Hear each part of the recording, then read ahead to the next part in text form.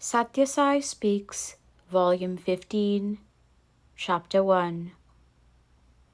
The Kingdom of Mother Sai. When man makes mind his master, it burdens him worse than any beast. When man makes buddhi his master, it raises him high as Lord of the living. Will the good, and you are happy.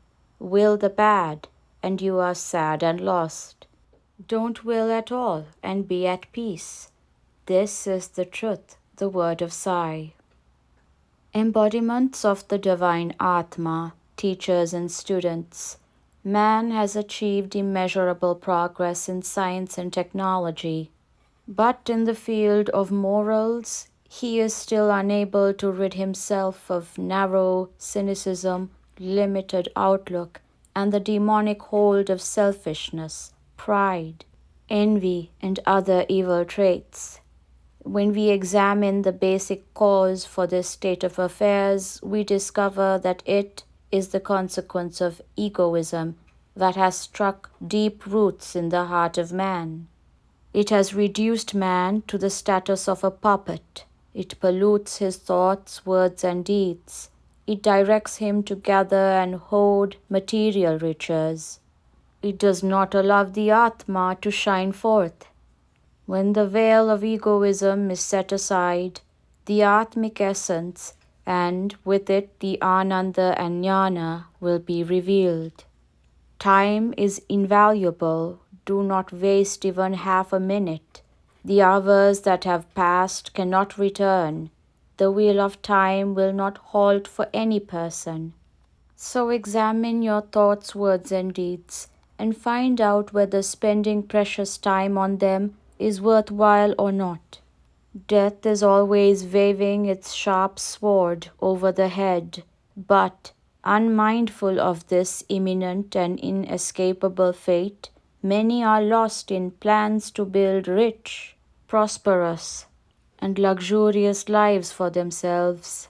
They live in hope and dreams of better days. The fire of wisdom alone is capable of reducing these plans and hopes into ash.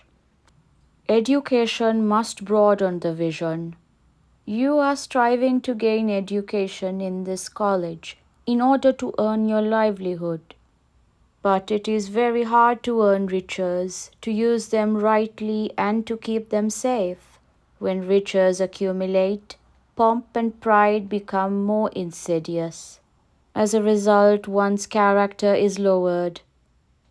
Vemana says that when one loses wealth, his bad qualities also become too weak to hurt him and others. When the calf grows in age, the horns become longer and sturdier. So too, when pride grows, the horns of greed and envy become stronger and sturdier. Education today does not feed the roots of law, justice, and morality, three fields which ought to receive special attention.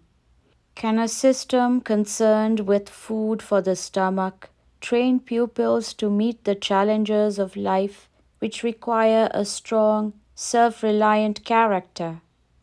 No, it cannot. It can only smother even the inborn virtues of love and truth. Education must instill the fundamental human values. It must broaden the vision to include the entire world and all mankind. When earning money is held as the goal, the system fosters falsehood and injustice. It restricts the vision to family and community and brings in its train anxiety, sorrow, and hatred. Education must equip man to live happily without making others unhappy, to evaluate things, pleasures, and possessions correctly and without prejudice, and to fix one's attention ever on the highest and the most precious achievement of all, the Atmic victory. The spiritual stream must flow in the heart as the source and spring of all endeavor. Women are the makers of the home, the nation, and the world. You are the mothers who shape the generations, so you must enshrine in your hearts the spiritual urge towards light and love, wisdom and bliss. Mind works havoc when left alone. The human body is spoken of as a temple where the individual jiva is installed.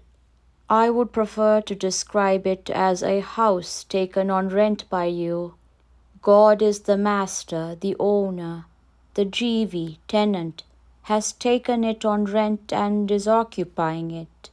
The rent has to be paid in the form of good deeds, good thoughts, good speech, and good conduct.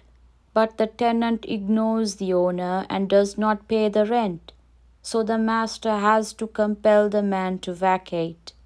He sends notices reminding him of the need to vacate unless he pays the rent. Grey hairs are the first intimation. The tenant dyes his hair and pays no heed to the warning. The teeth fall out, that is the second warning. The tenant gets a denture fixed and ignores this reminder too. Cataract in the eye is the next warning of the need to leave the house. An operation helps him to pass it by. Glasses restore his sight. The skin becomes loose, wrinkled. This warning too is unheeded. The man hides the signal with the help of cosmetics, so the owner has to send his emissaries, a few fatal illnesses, and force him to clear out of the house. Why stick on for years like crows? Far better to live happily like a royal swan, albeit for a short span. Live ideal lives through controlled minds. The mind is like a sheet of paper. Once rolled in one way, it will always roll along that direction only. So you will have to roll it in the opposite direction in order to flatten it. It is now rolled outwards, so roll it inwards to normalize its ways. Left alone, the mind works havoc. Witness the communal and caste conflicts, the fights between regions and religions, the discontent and disruption in campuses. The primitive fears and desires of man have not yet been overcome. They persist in various forms and explode when the opportunities arise. There are 4 houses: the house of God, the house of education, the house of food, and the house of medicine. In each of these, you must seek only that for which it is dedicated. Of course, in the hotel you ask for food, and in the hospital you ask for medicine. But in the house of education, you do not seek education. You carry into the process of education other needs, wants, and cravings. There is no concentrated craving for what good education can do for you. In the temple, too, the same is the case. You enter it for one purpose and you pursue other purposes. In the temple, you do not seek to become aware of God. In the college or school, the process of self-education is disturbed and delayed by extraneous activities. Use spare time in holy activities. The old students of the Bangalore Sathya Sai College have formed the Kindom of Sathya Sai, and they have decided upon projects of social service. Here too you have formed the kingdom of Mother Sai, and you are praying to be allowed to take up service to the community. Of course, girls cannot venture as freely as boys into this field, but still they too can successfully translate their precepts into practice. Use your spare time in holy activities. If you cultivate faith in compassionate service, it will be of immense value for the uplift of society. All students of the college can, by the example of their lives, inspire and instruct others to lead pious, purposeful lives. Prices of articles have risen sky high today, mostly because the desires of man have increased wildly. Limit desires, decrease the demand, and the prices will have to come down. Develop Vairagya as Vedanta instructs. Vairagya means renunciation, not renouncing property and family ties, but renouncing the hold that the mind and the desire it breeds have on you. Burn all traces of envy, pride, and greed. Fill your hearts with selfless love. Be examples to others. I am sure by this means the people of this land can live in peace and prosperity. Sri Sathya Sai Women's College, Anantapur, February 5th, 1981. It is dedication to the Lord that sanctifies all activities. He is the raison d'être for all activities. He is the prompter, the executor, the giver of the required strength and skill, the enjoyer of the fruit thereof. So dedication must come naturally to you, for all is His and nothing is yours.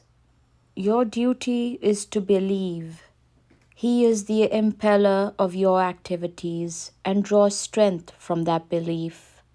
Until the wound heals and the new skin hardens, the bandage must protect the place. So too, until reality is realized, the balm of faith, of holy company and holy thoughts must be applied to the ego-affected mind. Sri Sathya Sai Baba.